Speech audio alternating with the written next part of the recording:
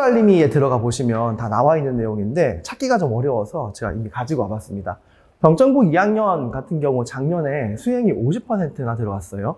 보통의 학교들이 수행 40을 한다는 것을 좀 감안을 하면 그것보다는 수행평가가 좀 많고, 수행평가는 대부분 논수련과 실험으로 이렇게 이루어집니다. 여기에서 탐구수행형이라고 하는 게 있는데 약간의 실험을 한다고 생각하시면 되고, 거기에 대한 논술시험 문제를 푼다고 생각하시면 돼요. 그러니 이게 또 하나의 시험이 되는 거니까 1학년 때처럼 시험 기간이 따로 있는 게 아니라 그냥 3월부터는 계속 시험 기간이다, 이렇게 보셔야 되는 거고, 수행평가는 작년 기준으로 5월에 물리는 진행을 했습니다. 과목별로 시행을 하는 시점이 좀 많이 달라요. 물리는 중간고사 끝나고 이제 했고, 그리고 여기에서 이제 고정분할 점수라고 하는 문구가 보이는데 90점을 A, 80점을 B 이렇게 두는 걸 고정분할이라고 하고, 우리 학교 학생들의 실력을 고려해서 이 정도면 A 90점 이상이 되겠다 싶은 친구들을 이제 그 수준을 맞춰가지고 시험지를 만드는 건데, 보통 동탄 지역에서는 거의 고정분할을 씁니다. A를 90점으로 세팅을 많이 해요. 그런데 서울 지역의 학군지에서는 보통 추정분할을 쓰는데, 그게 뭐냐면 내가 시험을 앞으로 어렵게 낼 거니까 A를 70점으로 할게, 이런 식으로 A를 다르게 세팅을 할 수 있거든요. 근데 그게 좀 귀찮습니다. 근데 서울 지역은 추정분할 쓰고 A 등급 그레이드 점수를 대폭 낮춰놨기 때문에 A 이상이 좀 많은 편이에요. 근데 병정고는 A 이상 그레이드 인원수가 별로 많지 않습니다. 이게 유불리가 크게 있는 건 아닌데 경희대를 지원을 할 때 좀 조심하셔야 돼요. 경희대는 1등급과 A 등급을 똑같이 1등급으로 취급을 합니다. 그럼 서울 지역 같은 경우에는 내가 3등급인데 A가 나왔으면 1등급 취급을 해주는 거예요. 정시에서 말씀드리는 거예요. 그러니 보통 우리가 내신 분리해서 정시를 좀 명문대를 쓰기 꺼려 하시는 친구들, 그런 갑방고 친구들이 보통은 경희대를 탈출구로 많이 삼는데, 근데 동탄 지역 같은 경우에는 그게 좀 어렵다. 차라리 상대 등급이 다를 수도 있다. 자, 화학 같은 경우에, 화학은 이제 수행이 40이고 지필이 60인데 이제 수행 시점이 3월 넷째 주, 그러니까 중간고사 보기 전에 이렇게 보죠. 논수령입니다. 이건 시험 치는 거예요. 논수령은 시험 치는 거예요. 또 하나의 시험이다, 이렇게 보시면 되는 거고요. 많은 친구들이 만점을 받긴 하지만 이거 신경 안 써가지고 점수 깎여서 지필은 만점인데 1등급 안 뜨는 친구들 있거든요. 그래서 이거 챙겨야 됩니다. 마찬가지로 고정분할 점수를 쓰고 있다. 생명과학 같은 경우에도 40%가 수행평가입니다. 이제 뭐 프로젝트 이런 것들은 학생 관찰하겠다, 이런 거고, 여기 논수령 같은 경우는 시험 보는 거고, 포트폴리오도 학생 관찰하겠다라는 거예요. 기본적으로 수행평가는 학생 관찰하겠다, 이런 역할이 좀 큽니다. 왜냐하면 학교에서 따로 학생을 관찰할 시간이 많이 없잖아요. 그걸 수행으로 많이 돌리는 편이고, 학생부 종합전형에서 올해 병점고가, 올해 졸업생 병점고가 정시바람이 좀 많이 불었죠. 그리고 지금 재수를 많이 하죠. 정시 성적이 매우 안 좋았습니다. 결국은 친구들이 서울대 간 친구들 3명이 있는데 다 뉴파인 출신이고, 그 친구들이 전부 다 학종으로 서울대를 갑니다. 네. 정시로 뚫기가 생각보다 안 쉬운데 시험 한 방이기 때문에 좀 도박 같은 느낌이 좀 있거든요. 아이들이 거기에 올인을 하는 경향이 있었다. 근데 우리는 그러지 말자. 자, 마찬가지로 고정분할 점수를 쓰고 있습니다. 병정고 물화생 같은 경우에, 병정고뿐만이 아니라 올해 2학년 같은 경우에는 22 개념교육과정 첫 해를 맞이하게 됩니다. 물화생 교과 내용도 조금씩 바뀌었는데, 물리 같은 경우에도 물리2에 있는 돌림힘이라고 하는 게 내려왔고요. 화학 같은 경우에는 2단원이 삭제가 되고, 화학원의 2단원이 삭제가 되고, 화학2에 있는 화학 평형 파트가 일부 내려옵니다. 그 생명과학 같은 경우에는 이제 가계도가 빠지지만 또 생명과학 2에 있는 이제 유전 정보들, 이런 것들이 내려오게 되거든요. 조금 섞인다, 이렇게 보시면 돼요. 그럼에도 불구하고 작년까지 물원, 화원, 생명과학 원의 출제 재료는 전부 다 고3 모의고사 기출 아니면 EBS 수능 특강이었습니다. 그리고 시중에 있는 문제가 사실 저거밖에 없기 때문에 올해 물화생에서도 선생님들이 이 재료를 이용을 하실 거예요. 다만 2에 있는 걸 섞어가지고 이용을 좀 하실 거예요. 그래서 우리도 기출문제를 다루겠지만 새롭게 편성된 내용들 같은 경우에는 2에서 내려온 내용들은 2 기출문제가 퀄리티가 안 좋아요. 절대평가였거든요. 되게 쉽게 됐단 말이에요. 그런 것들은 이런 식으로 평가원 기출을 가지고 할 거고, 기존에 있는 원 기출 같은 경우에는 그대로 살려가지고 변형을 하도록 하겠습니다. 그러니 올해도 학교 선생님이 낼 수 있는 문제들의 출처, 소스가 EBS 자료 아니면 평가원 자료밖에 없어요. 그래서 올해도 그렇게 나올 거예요. 중간고사 때까지 한 10주 걸리거든요. 4월 말에 시험을 보니까. 그때까지는 이제 심화 개념을 선정리를 해야 되는데, 수능 과목이 아니다 보니까 이게 세특용으로 많이 갈 거예요. 이제 수능 과목이었으면은 수능 컨텐츠를 좀 풀기 위한 그런 훈련을 좀 많이 시킬 건데, 그게 아니라면 아무래도 선생님들이 아이들을 관찰할 수 있는 시간을 확보를 하려고 할 거거든요. 그러면 세특에 들어가야 할 내용 중에 가장 기본적이고 중요한 내용은 심화학습의 흔적이에요. 그러니 우리 그 학원에서 수업을 할 때 심화학습을 할 수 있게끔 만들어줘야 돼요. 물리학에 있는 교과서 내용뿐만이 아니라 거기에서 연계되는 더 올라간 내용들을 가지고 내려와야 학생들이 그걸 수행평가 때 발표를 할 거고, 그게 선생님이 이제 저 친구는 좀 잘하네라고 인지를 할 거고, 그게 세특의 키워드로 들어가게 되는 거죠. 그런 심화학습의 키워드가 제일 중요해요. 수행평가는 당연히 준비를 해드릴 겁니다. 공지가 따로 뜨면 친구들이 사진을 찍어서 저희한테 보내줍니다. 그럼 저희가 밤새도록 만들어가지고 다음날 PDF로 다 쏴요. 그리고 기본적인 교재, 저희 교재에 논술형 대비가 이미 포함되어 있습니다. 주교재에. 그런 식으로 수행평가 대비를 할 거고, 기출 프린트는 당연히 할 겁니다. 그 병정원 같은 경우에는 수능 문제에서 어려운 문제가 막 포진되어 있는 그런 포지션의 학교는 사실 아니거든요. 그럼에도 불구하고 상위권 경쟁은 사실 그런 문제들에서 이루어지기 때문에 그런 문제들을 훈련을 다 할 거고, 한 8, 9, 10주차쯤에는 실전 모의고사, 학교 시험지랑 똑같은 구성, 똑같은 난이도, 똑같은 문제 배치 이렇게 해가지고 타임 어택으로 훈련을 좀 할 거고요. 기출을 좀 분석을 해볼까요? 2025년도 기출을 좀 분석을 해보면 물리가 좀 많이 쉬웠습니다. 물리가 만점인데 틀렸구나. 이 친구는 완자기출 픽에서 딱 한 문제가 나왔고, 수능 특강에서 2문제가 나왔으며, 이런 식으로 거의 대부분이 학평, 모평, 수능 문제인데, 좀 도드라지는 특징이 좀 보이는 게 고등학교 2학년 학평 문제를 좀 많이 쓰셨거든요. 좀 옅은 색이 고2고 진한 색이 고3인데 고3 문제가 한 문제 들어있습니다. 자, 고2, 3 모평이, 학평 모평이 거의 주를 이루고 있고, 수능 특강 조금 들어가 있고, 시중교재 들어가 있습니다.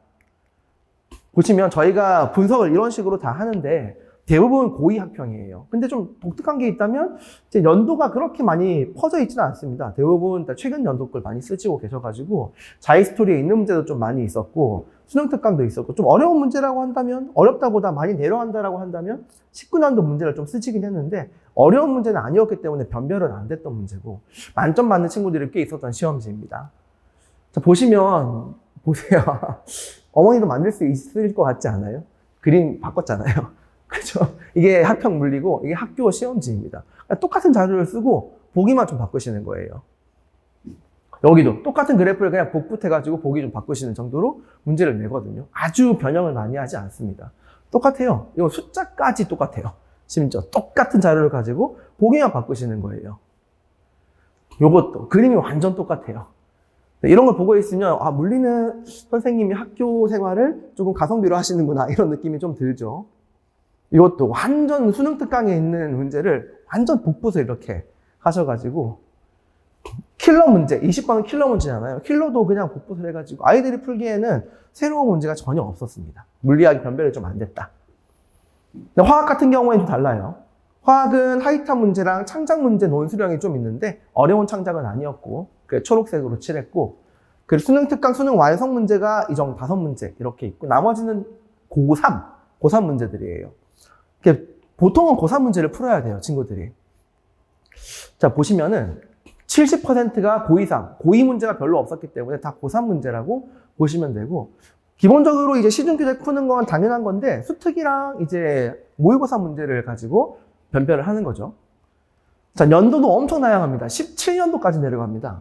굉장히 좀 변별력이 있는 시험지이고, 보시면 20번, 19번 라인들 많이 보이잖아요. 변별을 할 수 있는 문제들도 굉장히 많이 있었고, 시험 범위도 굉장히 넓었다. 보시면 그 변형도에서는 그렇게 큰 변형이 이루어지진 사실 않아요.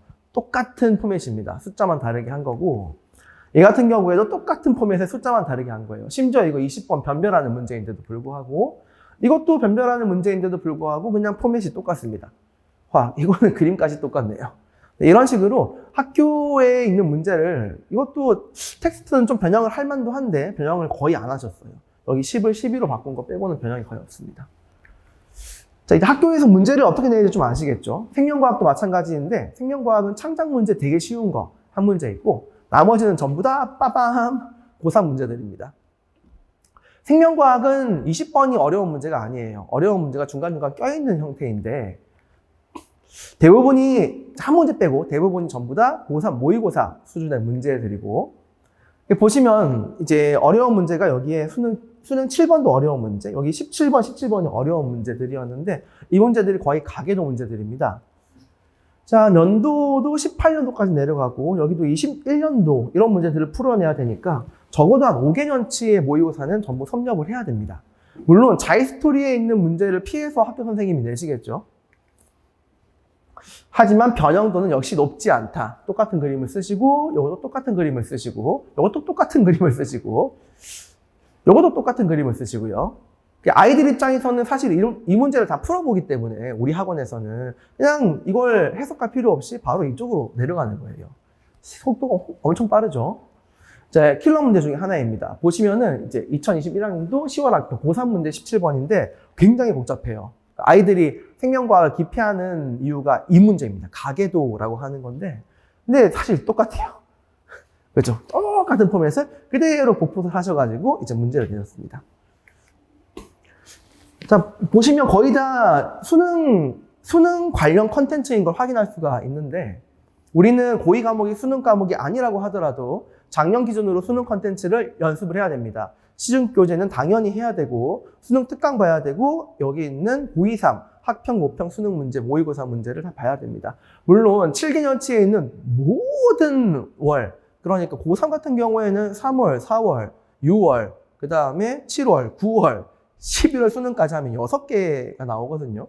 근데 이거를 전부 다 풀어낸 곱하기 5년치를 푼다? 굉장히 힘들기 때문에 최대한 중복되는 문제를 제거하고 유형별로 묶어가지고 공부를 시킬 필요가 있고, 또 병정고 기출에서 변형되어 있는 문제는 강조해가지고 몇 번씩 훈련시킬 필요가 있겠죠. 그런 컨텐츠를 잘 정리해서 아이들을 공부할 수 있게끔 잘 만들어서 나누어 주는 게 학원의 역할이지 않을까 싶습니다. 시험 결과를 볼까요?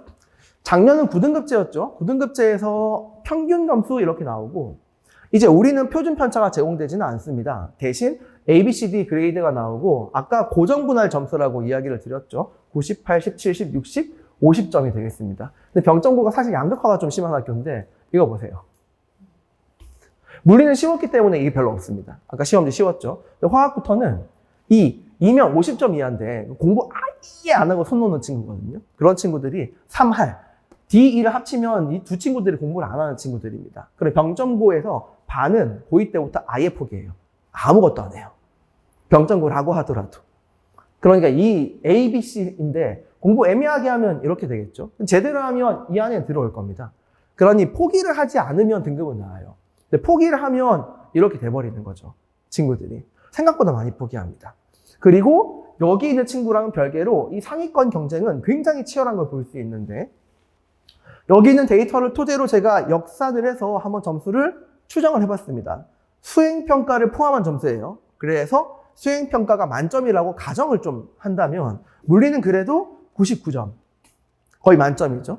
화학도 96.5점이고 수행 만점 기준으로 95점, 98점은 되어야 1등급이 나왔습니다. 4% 1등급이고 그 지필로만 따지면 수행평가 만점이라고 치고 지필로만 따지면 1컷 되려면 얘는 만점이죠. 사실은. 만점, 한 개 틀리고 두 개 틀리는 정도 수준이 되어야 합니다. 그런데 우리는 관심이 없죠. 이거 우리 등급제 아니잖아요. 우리 등급제는 5등급제로 한번 환산을 해봤습니다. 그랬더니 1컷이 좀 누그러지네요. 97.6점. 화학원 같은 경우에는 92.6점. 상당히 좀 여유가 생기죠. 수행만 좀 가정을 하고 지필로 좀 가져와 봤습니다. 자, 그랬더니 1컷 한 개 틀려도 괜찮고, 화학 같은 경우는 3개 틀려도 괜찮아. 생명 같은 경우에도 한 2-3개 틀려도 괜찮아요. 자, 그런 약간 여유가 있기 때문에 뭘 생각을 해야 하냐면, 이거 100점 받고 100점 받고 70점 받는 것보다는 점수가 골고루 80, 80, 80이 훨씬 낫습니다. 빵꾸 나는 과목이 있으면 안 돼요. 그게 학종에서 제일 싫어하는 거거든요. 자, 그러니 전략을 좀 잘 세울 수가 있죠. 어차피 1컷의 목적이 100점이 아니기 때문에 그 친구들한테 문제를 푸는 스킬도 여기서부터는 가르쳐 줄 필요가 있을 것이고, 그리고 아이들마다 모라생의 성취도가 다를 거잖아요. 그러면 이제 시험에 가까워지면 어디에 투자를 더하고 비율을 이렇게 조정을 해라, 이렇게 말해줄 수도 있을 거예요. 그래서 한 과목 100점 받는 게 목표가 아니고 조금 현명하게 효율적으로 아이들을 지도할 생각입니다. 물론 아이들은 반대로 하려고 합니다. 왜냐하면 잘하는 건 내 자존심이기 때문에. 하지만 입시와는 거리가 좀 멀죠. 병정부라고 하더라도 2는 위험해요. 굉장히 위험합니다. 인서울 명문대 마지막 끝자락을 세종대라고 좀 둔다면 이제 1.9 정도가 되면 세종대 컷이라고 보통 얘기를 하는데, 일반고 기준에서. 동탄에서는 반송고가 딱 일반고 기준이거든요. 병정부라고 하더라도 2.0을 넘어가면 위험합니다. 왜냐하면 상위권은 굉장히 치열하지만 이 친구들이 너무 많기 때문에 병정고도 포지션상 이 숫자들을 가지고 들이밀면 그냥 일반고거든요. 자, 물리 선생님 여기 QR 있으시죠? 여기에 QR 찍으시면은 선생님이 수업하는 영상 나와요. 보여주시면 되고, 생명 선생님도 찍으시면 수업하는 영상 나오고요. 화학 선생님은 지금 병정고 1학년 하시는 선생님이에요. 그대로 데리고 올라갈 거니까 라포르가 잘 형성되어 있을 것이다. 자, 일단 우리 친구들은 수업 시간 필기 플러스 집에 가서 부교재를 한 바퀴 읽고 2개를 버무려 가지고 자기만의 언어로 노트를 만듭니다. 제일 중요해요. 저 작업이 제일 중요하고 제일 오래 걸려야 합니다. 그리고 학교별 병정고 맞춤 구제는 당연히 하는 거고, 그 다음에 주간 테스트 매주 보고 있죠. 매주 볼 거고요. 주간 테스트 플러스 모의고사로 이제 바뀌겠죠. 3주 전이 되면. 그 다음 모의고사 볼 거고요. 피드백은 당연히 지금도 드리고 있고 앞으로도 열심히 드릴 겁니다.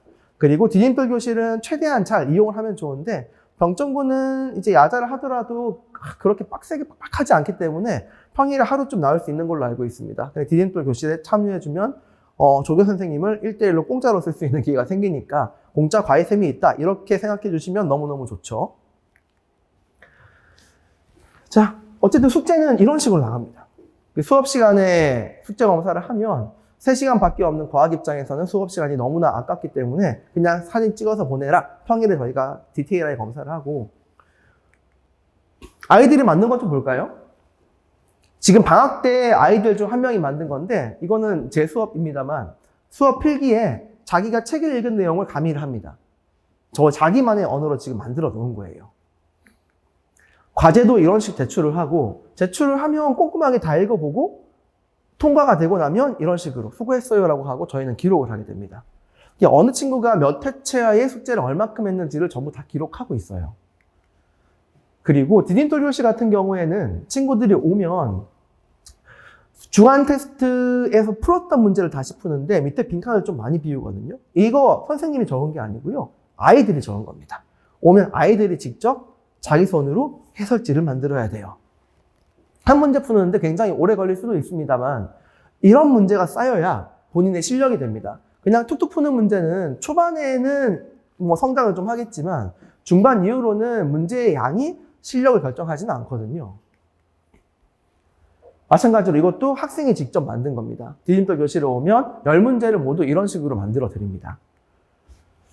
자, 부교재를 좀 볼게요. 부교재는 하이탑 물리학이랑 완자 기출픽을 선정을 했습니다. 자, 킬러 문제를 잡는 건 저희 프린트로 대체를 할 거고, 왜냐하면 20문제 중에서 한 2-3문제가 킬러 문제인데 그 2-3문제를 위해서 엄청 어려운 차를 고르기가 가성비가 좀 떨어진다고 생각을 했기 때문에 기본을 다질 수 있는 문제, 하이탑은 그 이론 내용이 너무 충실하기 때문에 고른 교재, 완자 기출픽은 중상위권 문제를 다룰 수 있는 문제들입니다. 그리고 모의고사를 이용을 해가지고 킬러를 잡도록 하겠습니다. 자, 화학 같은 경우에도 하이탑 화학이랑 완자 기출픽 화학이고, 생명과학 같은 경우에도 하이탑 생명과학이랑 완자 기출픽 생명과학입니다. 자, 여기까지고.